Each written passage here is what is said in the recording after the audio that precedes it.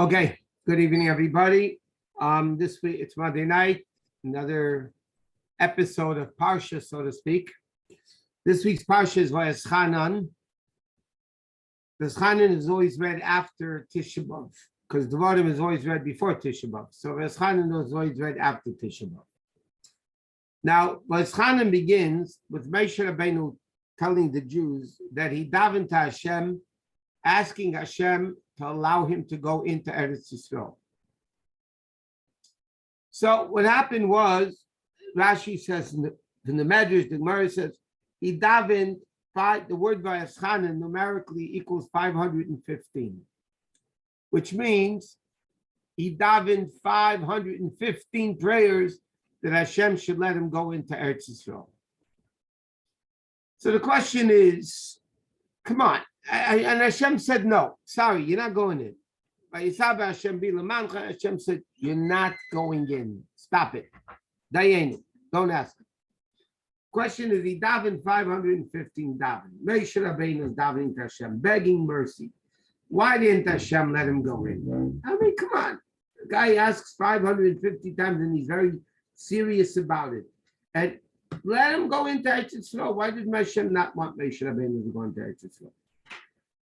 So the Megala Mukis was an earlier Kabbalah Sefer, and the Vilna Gaon, there's a lot of people that say this concept, this very beautiful concept. And that is, the Gemara says that whatever Moshe Rabbeinu made, Ma'asim Yedei Moshe, whatever Moshe Rabbeinu made, Nitzchiyim, is eternal. Nothing Moshe Rabbeinu made was ever destroyed. The Mishkan was not destroyed, it was buried. Whatever Moshe Rabbeinu made was never destroyed. Okay? If Moshe Rabbeinu would have gone into Eretz Yisrael, then, as I say, just say, Mashiach would have come. Moshe Rabbeinu would have come into Eretz Yisrael. He would have built the Beis HaMikdash, and he would have built the Beis HaMikdash. So what happens when Moshe Rabbeinu builds the Beis HaMikdash? It can never be destroyed. Because anything Moshe Rabbeinu built will never get destroyed. So now the question is, the Jews sinned. So like this, the Gemara says, based on the Pasuk in Eicha, Kila Chamase al Eitzim V'Avonim. Hashem let out his anger on stone and wood. He destroyed a building, but the Jews still stayed. If Moshe Rabbeinu would have gone into Eretz Yisrael and he would have built the Beis HaMikdash, Hashem wouldn't have been able to destroy the Beis HaMikdash. So then he would, God forbid, have to destroy the Jews. So as a favor to the Jews, Hashem said to Moshe Rabbeinu, you can't go into Eretz Yisrael. Because if he would go into Eretz Yisrael, it would be a big problem. The Jews, that God forbid, would have to be destroyed because they wouldn't be able to, he couldn't destroy the Beis HaMikdash. Also in this week's Parsha, at the beginning of the Parsha, and a number of times in the Parsha, it's very basic. First of all, you have the 10 Commandments. You have the Parsha of Shema. You have fundamental psukim in this week's Parsha that the whole Chassidus is built on. Einay Mulvadai, Hashem Hu Alekim. These are essential psukim that are spoken about in this week's Parsha that are mamish, the essence of Yiddishkeit. Even the beginning of the Parsha starts, Moshe Rabbeinu says that Hashem Elokim, and as Rashi says, it should be at the level of Hashem Elokim. It should be Rachum Bedin. He asked God to be merciful. Later on in the Psukim, it says, Hashem Atar Eisel Adas. Today you have been shown to see Hashem Hu Elokim. God is God. Shemayim Mimal, in the heaven above. While the artist mitochas in the earth below, there's nothing besides God. So this is very fundamental. In fact, at the end of Yom Kippur, we all scream Hashem Hu Elokim. Right before the final shofar blowing at the end of Yom Kippur. What do we scream 7 times? Hashem Hu Elokim. After the miracle with Eliyahu and Novi and Hara Carmel, with the 400 idol-worshiping prophets, and he proved that God is the real God, everybody screamed Hashem Hu Elokim. Now, if you analyze this, this was discussed because it's anywhere you learn Chassidus, this concept. What do you mean Hashem Hu Elikim? Literally, God is God. I mean, Hashem Hu Elikim. God is God. Now, obviously, God is God. What is he if he's not God? So what is this concept of Hashem Hu Elikim? Not only that, but in Shema, we just learned this morning in the Torah, we say Shema Yisrael, Hashem Elokeinu, Hashem Echad. What is this concept Hashem Hu Elikim, Hashem and Elokim, Hashem Hu Elikim? Like what does it mean in a realistic sense? So Chassidus explains, and as many times as we hear it, it has to be drilled into our head. Because by realizing, as the Pasuk says, you have been shown to know, Ki Hashem Hu Elikim, God is God, Einayit. Or it's also a Pasuk in this week's Parsha. We say it every day in Aleinu, 3 times a day. You should know today. You should put it to your heart. Ki Hashem Hu Elikim, God is God. Bashamayim mimal, in the heavens above, v'ala'aretz mitachas, in the earth below, ein oid. So seemingly, the ein oid is connected to the concept of Hashem Hu Elikim. So what does this mean in simple language for us to understand? It means very simply. The various different names of Hashem reflect different aspects of Hashem's functioning. Why does a person need a name? So if you'd be the only one in the world, you don't need a name. Why do you need a name? You need a name to be identified by somebody else. Somebody else wants to call you out of a crowd. Somebody wants to talk about you. Somebody wants to, it's all, if you're alone in the world, there's no way you need a name. You only need a name to be identified with something else. There's a medrash that Moshe Rabbeinu, when he asked God, what's your name? Hashem said to him, the medrash says, and Chassidus brings this down in many places, Shmi ato reitza leda. You want to know my name? Lefi ma'asai ani nikra. And based on my actions is the way I'm called. And Hashem said, when I do chesed, I'm called Kel. Chesed Kel Kol Hayeh. I do punishment, I'm called Elokim, which means judge. I do mercy, I'm called Yudke Vavke, Hashem. I fight battles, I'm called Netzach, Nitzachen. In other words, the 7 non-erasable names of Hashem, because halachically there's 7 names of Hashem that you're not allowed to erase. They're holy names, you're not allowed to erase them. What is the purpose of a name? Why are the 7 names of Hashem? Because the 7 names of Hashem correspond with the 7 emotional attributes of Hashem. How did Hashem create the world? With the 7 emotional attributes. Sunday, he created the world with Chesed. Monday, Gvura. Tuesday, Tiferes. Netzach, and Shabbos, he created with the last attribute, which is Malchus. So what does Hashem's name mean? Hashem's name means the way Hashem identifies with world, with somebody else. The level of existence that only Hashem exists and nothing else, that's called Anechi, which is also in today's Parsha in the 10 Commandments. Or, and we'll soon discuss that aspect of Anechi. Or when you say a bracha, Atah Hashem Elokeinu. What is Atah? You, nameless. Then it becomes Hashem, and then Elokeinu.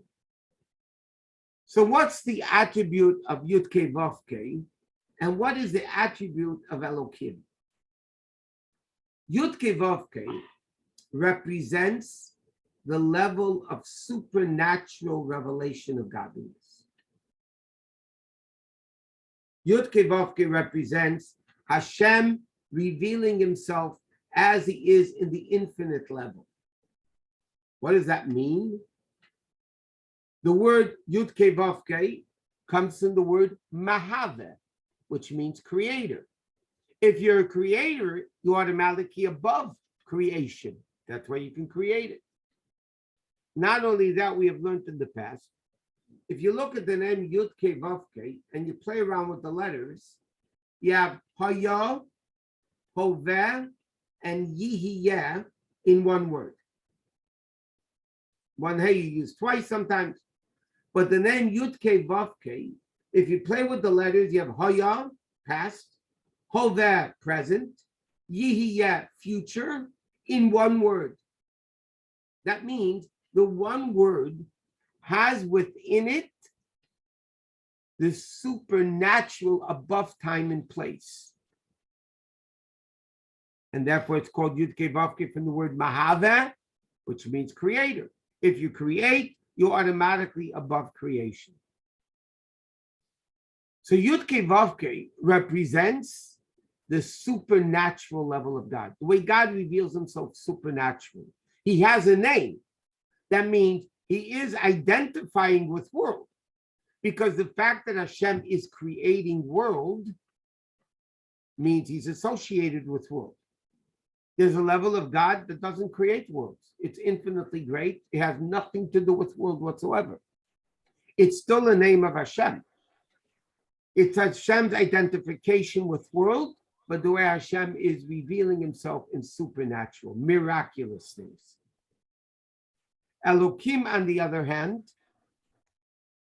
represents judgment.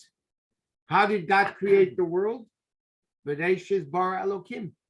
Elokim, Elokim, vayomer Elokim, Elokim, Elokim. 10 times Elokim. A judge is called Elokim. It says in Mishpatim, Elokim lo sekalel. And the sages say it doesn't mean God, it means a judge. You're not allowed to curse a judge. Bezdin is called Ado Elikim Yaveh Dvar Shnehem. Court, the rabbinic court, is called Elokim. Why? It's an attribute of justice. Justice, judgment, is limitation. You are limiting it. You can't be generous in judgment. If the guy's guilty, he's guilty. You can't say, no, you're innocent because I want to be a nice guy. Elokim, therefore, represents Hashem dealing with the natural world, and therefore the 10 utterances are all Vayomer Elokim. Therefore, the word Elokim, with a hey, not a kuf, the way it's written out properly, equals 86, which is the same numerical value as the word Hateva, the nature. Elokim represents the level of godliness, not the infinite level. The way Hashem comes down in a finite level to deal with world. That's the name of Elokim. And because it's dealing with limitation of world, then you have judgment. Elokim Bezdin can be too not. You have to give judgment. Now, a Jew comes along and says, Hashem hu Elokim. What does it mean, Hashem hu Elokim? Moshe Rabbeinu says, Hashem Elokim. Hashem hu Elokim a few times. Atarei Saladat, Hashem hu Elokim. V'yadaita yem v'shreitza, Hashem hu Elokim. What does that mean? It means that a Jew needs to recognize that supernatural and natural are exactly equal by Hashem. Hashem is natural, Hashem is supernatural, and they're both aspects of Hashem equally. And therefore, a Jew needs to know a few things. That what is our Elokim? What is our Jew's nature? the pasuk says you should know that Hashem hu alikim. Your nature of a Jew is really supernatural. The Jews never survived throughout history in a natural way. It never happened, it never will happen. Jews always survived miraculously throughout, from the beginning of time. So Hashem, yes, Hashem reflects through nature the name of Elokim. But a Jew needs to understand Hashem hu Elokim, which means the nature of a Jew is really Hashem. It's supernatural. How can you combine two opposite forces? Supernatural and natural are very opposite. More opposite than fire and water. Fire and water are both finite. They're both creations. They're not infinite. Water is finite, fire is finite, and yet, because of their opposite nature, it's impossible to put them together. They can never coexist. How could infinite and finite, Hashem and Elokim, supernatural and natural, coexist? Because they are both connected to the original cause, which is above both. In other words, because Hashem is not natural, Hashem is not natural. Hashem is not finite, he's not infinite. Hashem is not good, he is not bad. He is above both. Because if Hashem would be infinite, that itself is a limitation, that he's infinite, not finite. And secondly, if he's infinite, how can he create finite? So obviously Hashem can do both. Why can Hashem do both? Because he's above both. That's the level of Ata, or Anechi Hashem Elokecha, or Baruch Ata Hashem Elokeinu. So what does it mean? Many times in the pasuk when we're saying Hashem hu Elokim, what does it mean? It means that a Jew is to realize that our supernatural is our nature. Why? Because it originates ein eid milvadai, because there's only God. And therefore, if there's only God, natural is not natural, supernatural is not natural, supernatural, finite is not finite, and infinite is not infinite. They coexist. Why is Hashem or the Kim the pasuk always concludes? Because Einaid. Because they're both bottled to the core, to the source, which is above both.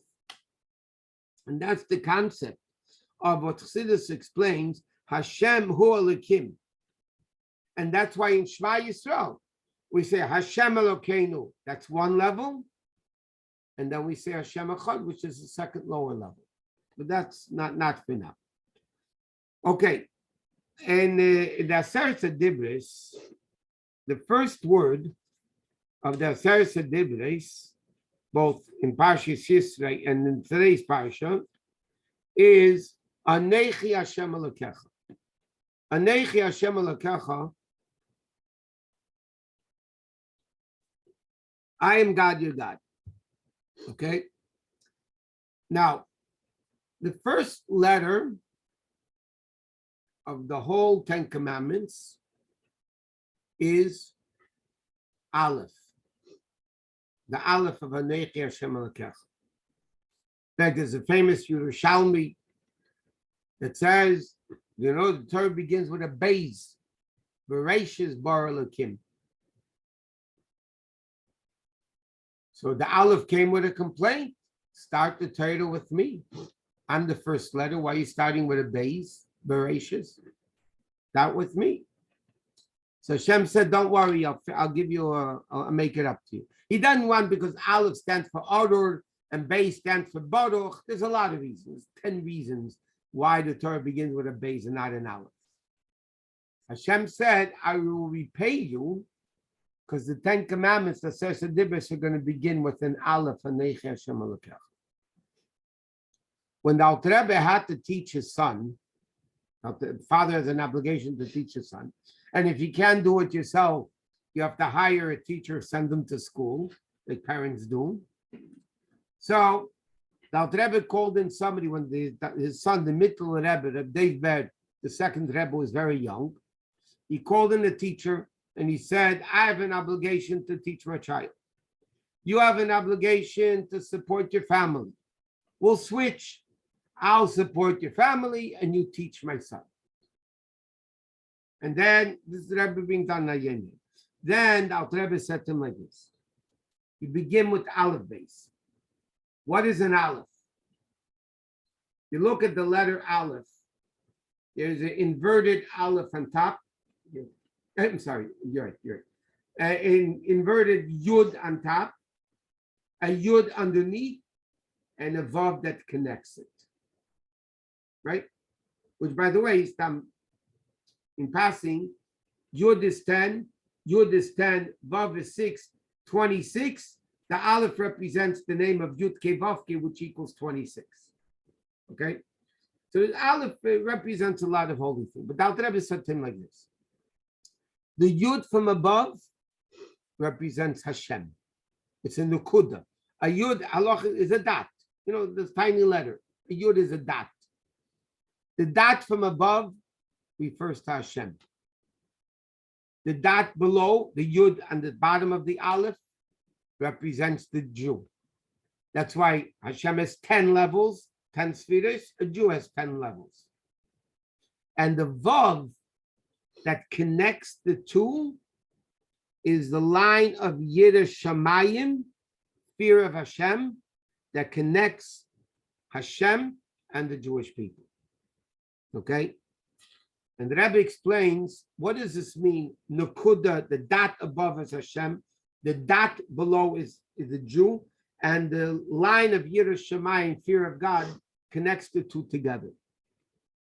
So the Rebbe explains, what the Alter Rebbe meant is like this. A dot is something you don't understand yet. If you know, the letter Yud represents Chachma. Chachma is an initial spark. You don't get it. You don't understand it yet. That's Bina, understanding. Yud is Chachma, Koach Ma. It's like a flash of a brainstorm, something I can't tap into. It's above tapping into.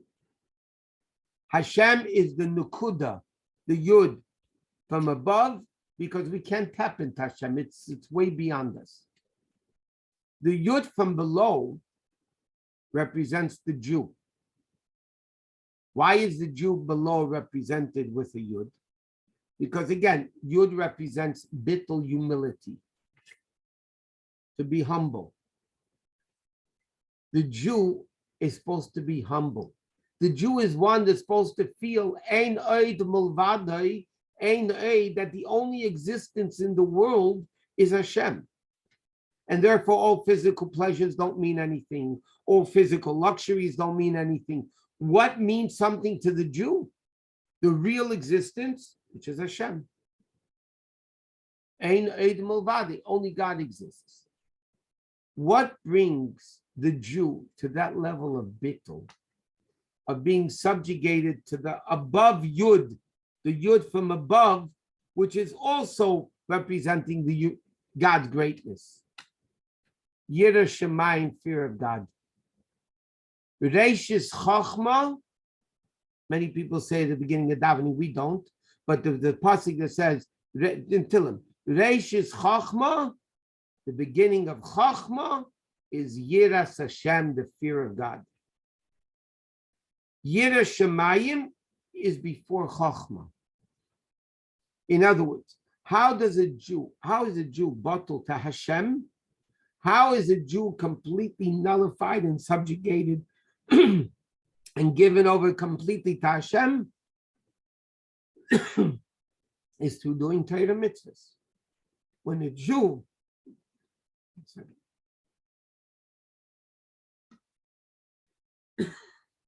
excuse me, when a Jew has Yireh Shamayim, sorry, when a Jew has Yireh Shamayim, that humility, the fear of God, he's afraid to rebel against, to become disconnected from Hashem, that connects the Jew to Hashem. And that's what the Alter Rebbe said. That's the level of Anechi Hashem Elokecha that he told the teacher to teach his son, the Aleph Anechi. You want to start teaching the child from the youngest of age, you need to teach him what an Aleph is. Hashem, Jew, fear of Hashem, meaning Torah mitzvahs, that connects the two children together. There's another interesting Gemara in Shabbos, not in the Gemara where Matan Torah, but later on in the same tractate, but later on. The Gemara says, the beginning opening again is in today's Parsha, Anechi Hashem Elokecha. Anechi, the Gemara says, is an acronym for Ana, Nafshi, Savis, Yohavis. Again, Ana, Nafshi, Savis, Yohavis. Literally, it means Hashem says, I myself wrote it and gave it. That's what the word Anechi, the Gemara says. Comes along the Alter Rebbe in Torah and Likutei Torah, and the Alter Rebbe says that's not what the Gemara really means. It doesn't mean I myself wrote it and gave it. The Alter Rebbe says what Anechi means, I wrote myself and gave myself. Meaning, Hashem says, I put myself into Torah. And therefore, when a Jew learns Torah, as the Pasuk, the Gemara says the expression, I see atem loichim, you take me. Torah is not a revelation of godliness.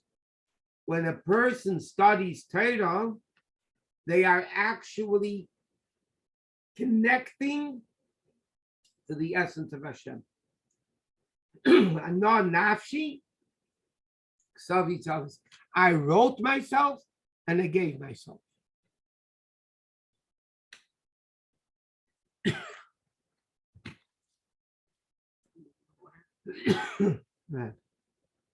Okay, I apologize. I know got stuck in my throat. Now, there's a story we mentioned in the past with the Rebbe Rashab, with the fifth Rebbe. He was learning Chassidus with a Chassid. When they finished learning, the previous Rebbe, the Friedrich Rebbe, Rabbi Yosef Yitzchak, was sleeping in the crib. And he happened to be a beautiful child, a beautiful baby. And the Chassid mentioned to the Rebbe Rashab, look how beautiful this baby is. He was an only child of the Rebbe Rashab. He said, look how beautiful the baby is. And the Rebbe Rashab said, I wanted to give him a kiss. You just want to kiss your kid. And the Rebbe Rashab said, no, I'm not going to kiss him. He went out and he wrote a Chassidic discourse. He actually wrote a Chassidic discourse. And when the previous Rebbe was older, he gave him the discourse, the Maimer, and he said, this is a Chassidic kiss. This is a Chassidic shekush. This is a Chassidic kiss. That's the story. The Rebbe explains the story in a Sikha. What does it mean? He wanted to give him a kiss. Instead, he went out and wrote a discourse, a Maimer, and then he gave the Maimer and he said, this is a Chassidic kiss. I mean, like, what does that mean? So the Rebbe quoted the Medrash. The Medrash says, by Rus, by Boyaz, many different Medrashim say, Tzadikim daimim lebeiram. Tzadikim are similar to their creator. The Medrash says, it's a statement of the Medrash. Tzadikim are similar to their creator. By Torah, What does Hashem say? We just said, Anechi Hashem Alekecha, Ana Nafshi Ksavis Yehavis.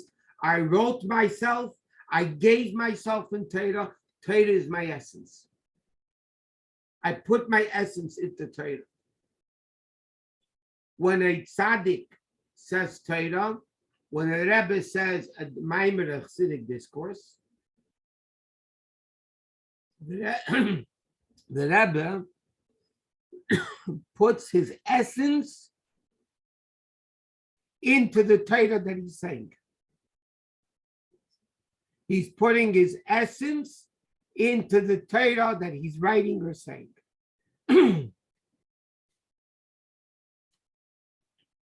Which means like this.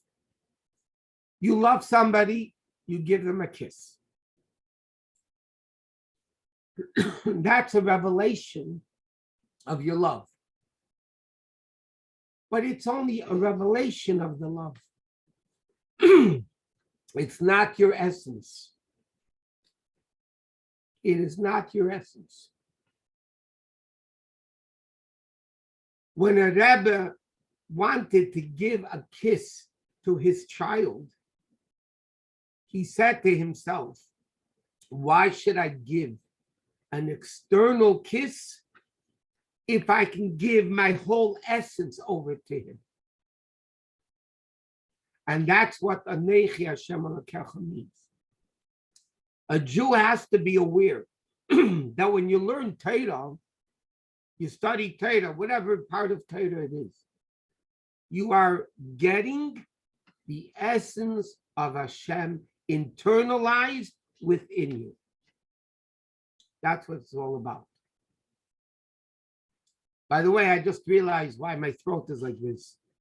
I was by 2 funerals today, and the dirt went into my throat, and I realize now that's what it is. So I apologize.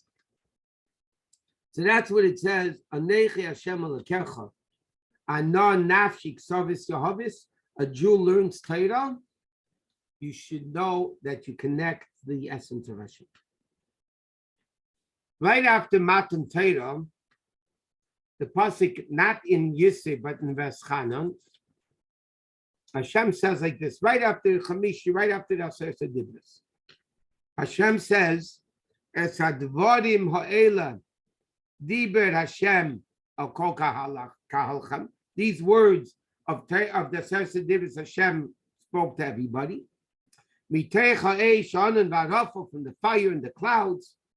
And then it says like this, Kol gadol v'lo yosef. It was a big voice, v'lo yosef. It didn't stop. So Rashi says, what does it mean? Hashem said all the 10 commandments with one breath. This is the simple meaning according to Rashi. And normally when a person talks, the voice gets weaker. And by Hashem, v'lo yosef, it didn't stop, meaning it was powerful throughout the 10 commandments. That's what Rashi says. In the Midrashim, in Gemaras, there's a much deeper meaning. And there's two definitions, two interpretations that I want to mention now. One is the Medrash, the Gemara says, what does it mean, Kol Gadol V'lo Yosef? Matan Torah never ended. Matan Torah never ended. Kol Gadol was a powerful voice of Matan Torah, V'lo Yosef, it didn't stop. What does it mean it didn't stop? The Gemara says, Kol ma shetamid vasik asid l'chadesh, whatever a reputable, competent student of Torah will come up with a new brainstorm 100 years after Matan Torah, 1,000 years, 2,000 years, 3,000 years. Any idea of Torah which is based on Torah, it was given to Moshe at Har Sinai. That means when somebody learns Torah, they are reenacting Matan Torah. In fact, the Gemara says, and this is brought down in Halacha, Malahalom, just like by Matan Torah, there was thunder and lightning. Vayad ha'am vayonu. The pasuk said that people saw it and they were fearful, they were awesome, they were trembling. Afkan, the Gemara says, anytime somebody learns Torah today, you need that same level of humility, the same bittul of awe. Because Matan Torah continues. So the Torah is telling us, Kol Gadol Lo Yosef, meaning everything of Torah, we are reenacting Matan Torah. It's a remarkable concept. Somebody sits down and learns a pasuk Chumash, a Mishnah, Gemara, Halacha, Chassidus, Musar, whatever you're learning. It's a reenactment of Matan Torah, because Matan Torah, you can say, okay, it was over 3,500 years ago, it's finished, goodbye, and now that's it. There's no Matan Torah anymore. No. Kol Gadol Yosef, the Gemara says, means it continues forever. But there's another interpretation, a very famous interpretation of the Rebbe, of Kol Gadol Yosef. One interpretation of the Medrash means, what does it mean, Lo Yosef? There was no echo. That's what the Medrash says. When Hashem spoke the Torah, there was no echoes. And that's supposed to bring out the power of Matan Torah. There was no echo. That's what the Medrash says. So the Rebbe asks, 1 minute. On the contrary, when there's an echo, it means it's a powerful voice. So why are we describing Matan Torah's greatness that there was no echo? Seemingly, it's not as great if there's no echo. The Rebbe explains like this. What's the concept of an echo? How does an echo happen? An echo happens because the voice bounces off. You're in a canyon, okay? And you talk. So there's an echo. What causes the echo? It's a rebounding of the voice. It's bouncing off the walls of the mountain or hill, whatever it is. Well, if you're in a pit, there might be an echo bouncing off the walls of the pit. That is very interesting. Halacha by Shofar. Before you know it, it's Rosh Hashanah. It says that somebody built Shofar in a pit. So the Gemara says, if you heard the original voice of the Shofar, then you fulfilled your obligation. If you heard the echo of the Shofar, you weren't fulfilling your obligation. Why? Because then you didn't hear the sound of the original Shofar. You heard the sound of the echo. The echo is not a Shofar. You have to hear the original sound of a Shofar. So the Rebbe explained like this. What does it mean Matan Torah's greatness was there's no echo? The Rebbe teaches us Matan Torah means to a Jew, Torah should not bounce off us. You learn something and it bounces out of you. It goes in one ear and goes out the next. Or you hear it and it just bounces off you. It has nothing to do with you. It doesn't permeate you. The Torah says right after Matan Torah, Kol Gadol Lo Yosef. Kol Gadol Lo Yosef means there was no echo when it came to Torah, because Torah permeated the very being of the Jewish people. And therefore, what does it mean? When a person learns Torah today, you have to realize Torah must permeate us. It cannot bounce off us as if it doesn't affect us. Torah has to affect our entire essence with this essence of God, of Hashem, and even if you know it already, you learn Torah again, even though we think we know it, but the truth is, it's not true. Because every time you learn something in Torah again and again, you understand it deeper. You understand it better. Every time you learn something again, you review it, there comes a nuance, a slight uniqueness that you didn't have the first time. But the whole point is it has to permeate the very being of the person. Okay, another thing. The pasuk speaks in today's parsha about loving Hashem, Shema Yisrael Hashem Elokeinu Hashem Echad, V'ahavta Hashem Elokecha. Then there's a pasuk that says, you have in today's parsha, Leyiras Hashem Elokecha, as Hashem Elokecha Tira, you should fear God. These are positive mitzvahs. You have a positive mitzvah to fear God, and you have a positive mitzvah to love Hashem. So there's a few questions about this.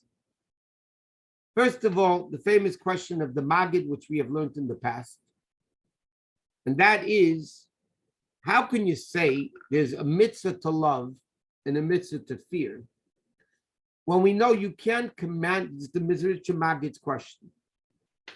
How can you command somebody to love or to fear? Fear means to have awe, by the way. The obvious question is, I can command you to do something, but I can't command you to like it, because if you don't like it, you don't like it. There's no on button to press on, oh, now I like it. And the same thing with fear. I don't have awe, I don't have respect for it. What do you want me to do? How can you command me to love something or to fear something? So the famous answer of the Maggid that we learned many times is, the mitzvah is not to love. The mitzvah is not to fear. So, Taka, you cannot command somebody to love and fear. There's a mitzvah in the Torah of Yohavta. You should to love Hashem. There's a positive mitzvah in the Torah as Hashem Elokecha Tira. In today's parsha, you have to fear Hashem. What does it mean? It means you have to do those things that bring you to love and fear. Which means like this. When you meditate, in the pasuk Shema Yisrael Hashem Elokeinu Hashem Echad, and you meditate into the greatness of Hashem, that only exists Hashem Echad, only God exists, nothing else in it, and you meditate into that, and how great Hashem is, and I would love to connect to Him. When you realize that greatness of Hashem, the Maggid says V'yohavta does not mean you should love. V'yohavta means you will love. In Hebrew, V'yohavta can mean you should love. V'yohavta in Hebrew also means you will love Hashem. And in fact, the root of the word ahava is ava, which means wanting. Ava Hashem hashchisach, ava means to want. V'yohavta mean when you meditate into Shema Yisrael Hashem Elokeinu Hashem Echad, the pasuk says, let me tell you, V'yohavta, you will love Hashem. And therefore you want to attach yourself to Hashem. And therefore love, Dr. Rebbe says in Tanya, is the source of all positive mitzvahs. All 248 positive mitzvahs. When I do a positive mitzvah, I'm doing it to connect to Hashem. Action connects me to the person. So therefore, loving of Hashem, that comes from the meditation of how great Hashem is. And therefore, why would I want to connect to worldly temptations and worldly physical objects when they're worthless if I can connect to the essence of Hashem? That meditation causes you to love Hashem. When a person meditates into how powerful Hashem is, how great Hashem is, and how low the neshama falls into a body, as it calls into a deep pit, into a body, and a Yetzer Hara and Nefesh Habamis, all these terrible things, and how distant it is away from Hashem. You know what that causes the person? To have awe and respect of Hashem. I don't want to separate from Hashem. I don't want to be torn away from Hashem by acting an act that will separate me from Hashem. If I eat not kosher, I do something the Torah says don't do. That act, that action of what the Torah says don't do, is separating me from Hashem. I don't want that. And therefore it's the cause of fear. But what is the mitzvah? The mitzvah is not, I command you to love Hashem. I command you to, that can't be. I'm commanding you to do those things that will bring you to loving Hashem. Those things that will bring you to fear Hashem and have awe. Again, not fear lightning is going to strike you and you're going to die. The awe and respect of Hashem. That's what that's commanded to do. But now the question Chassidus asks, love and fear are two opposites. They're two opposites. How could we command from a Jew in today's Parsha a mitzvah of loving Hashem and a mitzvah of fearing Hashem? They're two opposites. How can I do both? How can I love Hashem and fear Hashem? If I love him, I don't fear him. If I fear him, I don't love him. So the truth is, that's the concept that's called Avinu Malkeinu, our Father, our King. A father you love, a king you fear. But the question is, how do you reconcile these two things of opposite nature? And the answer is, when you meditate into God's greatness and the power of Hashem, in that level, love is not love and fear is not fear, it's above both. And if it's above both, it can combine both. To give a simple analogy of the human body, head is cold, the heart is warm. One is cold intellect, one is warm emotions. How can they both coexist? And the only way they could coexist is when they're both subjugated and nullified and completely transmitted over to the cause which is above both, Hashem. That's why Gabriel and Michal, which is the fire, the angel of water and the angel of fire, God makes peace above. God makes peace on high. We said many times, art, the beauty of art is multicolored, combined together in harmony. Either contrasting colors, either contrasting musical instruments, and yet in order to create a beautiful symphony, you must have all of them blending together in harmony, because they're all for a cause. They're all bottled to the cause. When you're talking about loving Hashem and fearing Hashem, you're talking about the way both are loving one aspect. They are loving one aspect called Hashem. And if they're loving one aspect called Hashem, that's it. There's nothing else. Then love can be love and fear can be fear. And they can coexist. Because love doesn't feel love as a separate entity. Fear doesn't feel fear as a separate entity. They contradict each other. They are both together, joining to have a complete relationship with God. And that's why love and fear are so important. In Tanya, Dr. Rebbe explains from earlier Mekubalim, the Kabbalists, that love is called the right wing, the fear is called the left wing. When you do a mitzvah, it's like the body of the bird. And the Gemara says, and this is halach and Shulchan Aruch, if somebody clips the wings of the bird and there's no wings and you shech the bird, it's a kosher shechita. It's not called treifa. It's a kosher shechita. Because the wings are not vital to the life of the bird.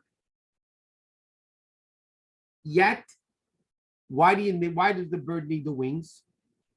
Because if the bird wants to fly, it can't fly without wings.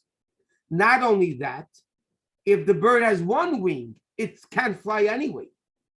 It has one wing, but without two wings, you don't fly anywhere. So that's what the Torah is teaching us in the today's Parsha. V'ahavta Hashem Elokecha as Hashem Elokecha tira. What does it mean? It means you do a mitzvah. You're connecting to Hashem.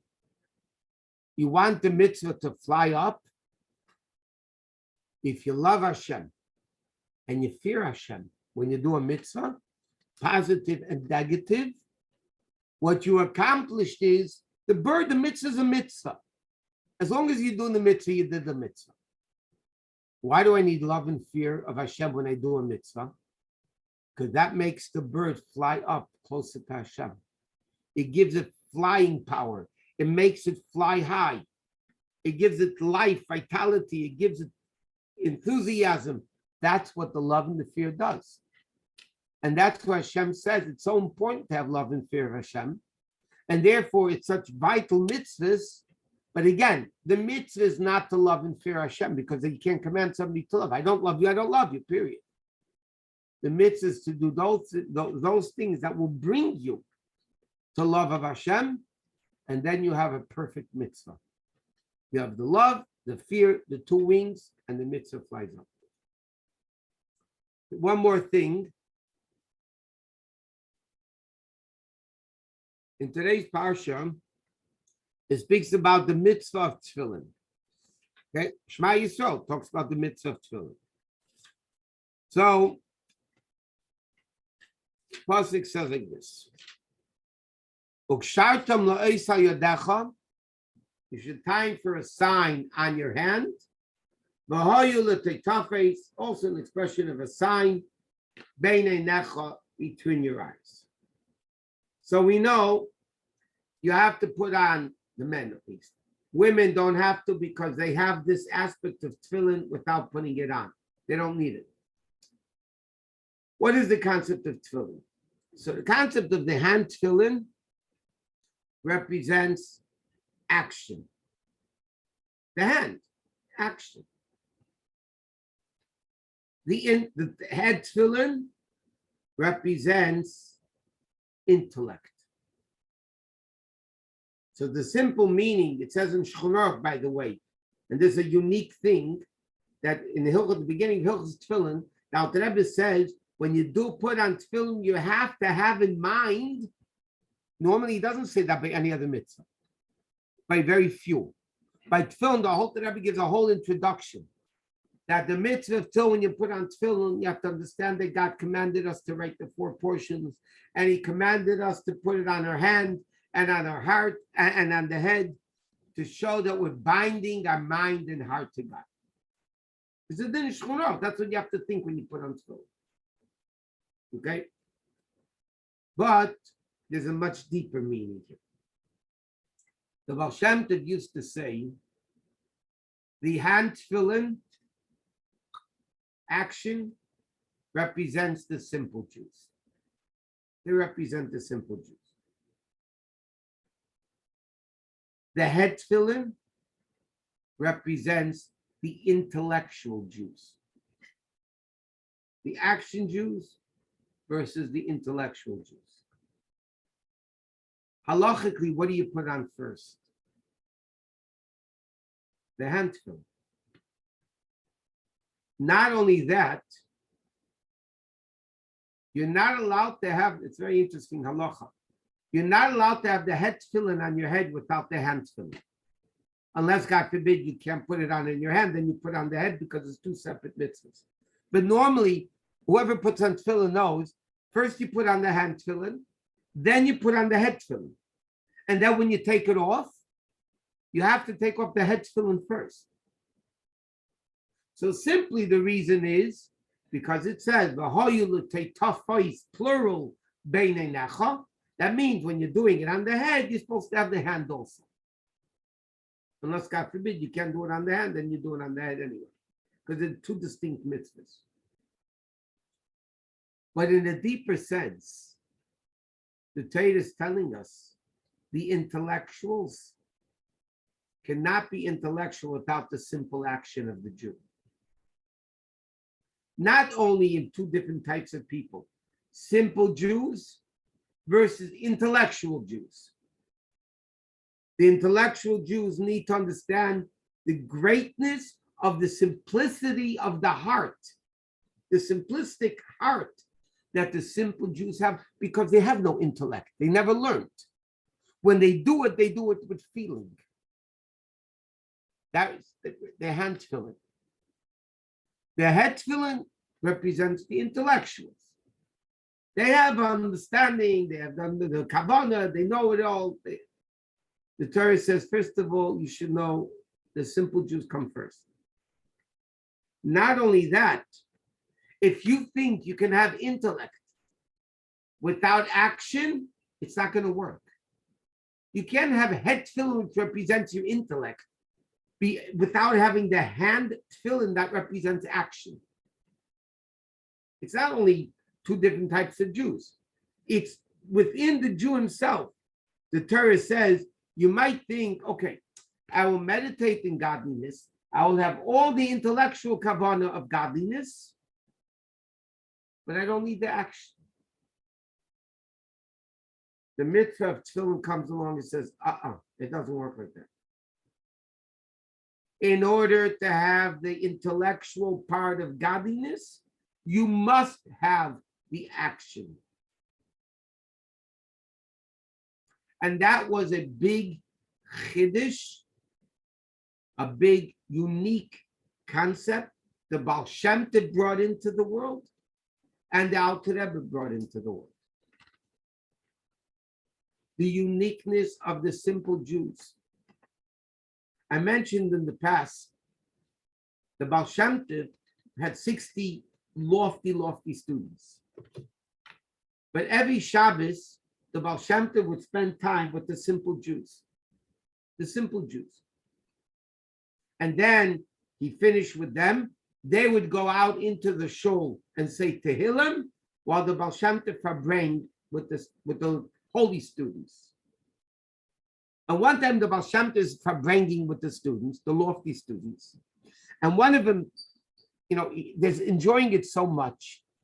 And one of the lofty students says, why is the Baal Shem Tov wasting time with these simple Jews when he could be farbrained with us? And the Baal Shem Tov knew his thought. And the Baal Shem Tov, he said many times, when the Baal Shem Tov wanted to show them a vision, the students would sit like a ches, like a three-sided table, and the Baal Shem Tov would sit at the head, students next to him, they would sing a niggin. Baal Shem Tov in the middle of the song put his two hands on the side people, closing the circuit, and they saw the spiritual vision. Baal Shem Tov took off his hand, the vision ended. Baal Shem Tov showed the students a vision. And they saw the simple Jews in the next room saying Tillim with such sincerity. They didn't even know what the words mean. Many of them could have even read the words wrong, incorrectly. The Baal Shem Tov showed them a vision of what type of enjoyment Hashem has in heaven from these simple Jews saying Tillim. And the Baal Shem Tov took off his hands. And he explained to the students the love that Hashem has for these simple Jews. The hand tefillin is many times greater than the intellectual Jews, because action and sincerity is really what matters. There's a million more lessons in this Parsha. We'll stop here. Mitzvah Shem Wednesday night. We'll be back again for halacha. And very important announcement. Next week, Monday and Wednesday, there is no class. I'm going to be out of town. But this week, Wednesday night, there will be a class. Again, we'll go back to halachas of the kitchen and Tanya. And hopefully we'll see you Wednesday night. And if not, even if you have a great week, and we'll be in touch. Thank you. Next Monday and Wednesday, there's no class. Take care. Thank you. Thank you, Rabbi. Thank you, Rabbi. Good night. Good night. Bye.